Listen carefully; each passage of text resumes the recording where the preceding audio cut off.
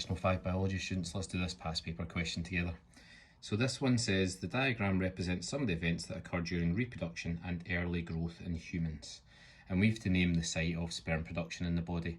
So hopefully this is a fairly straightforward one from your knowledge. The site of sperm production in the body is the testes. Part B, describe how the chromosome complement of a sperm cell differs from cell A. So chromosome complement, sperm cell. Okay, so let's say the sperm cell, which we know is a gamete, is haploid. Okay, or you could say it has one set of chromosomes. Okay, or you could refer to the number of chromosomes. So a sperm cell has 23 chromosomes, that would be acceptable too. Now, because you're talking about how it differs, so you're comparing, you'd say whereas cell A, now let's identify what cell A is. Cell A is the result of the fusion of the nuclei of the two haploid gametes, which creates a diploid zygote. Okay, so this is our diploid zygote here. So what is cell A? Well, it's diploid. And that's why I always say diploid zygote rather than just zygote, because it always reminds you of the chromosome complement for questions like this. Okay, now if it's diploid, it has two sets of chromosomes. Okay, or you could say it has 46 chromosomes.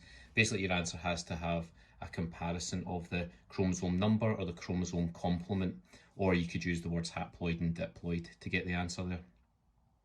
Now we have to name process B. Process B is where the diploid zygote goes on to become 4 cells. Okay, and each of those 4 cells we can see are identical to this original cell. So that process is going to be mitosis. Okay, and D, early embryos contain stem cells.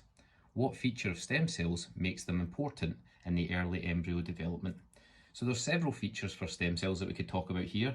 We could talk about the fact that they are unspecialized, okay, and they can become many different types of cell and have potential to become many types of cells. You could also say that they can self-renew under certain conditions, or that they are involved in growth and repair. Okay, so anything along those lines. You don't have to say all of them, of course. You could say any of those, that they're unspecialized, they have the potential to become many types of cells, they can self-renew, or they're involved in growth and repair. All of those would be acceptable answers there.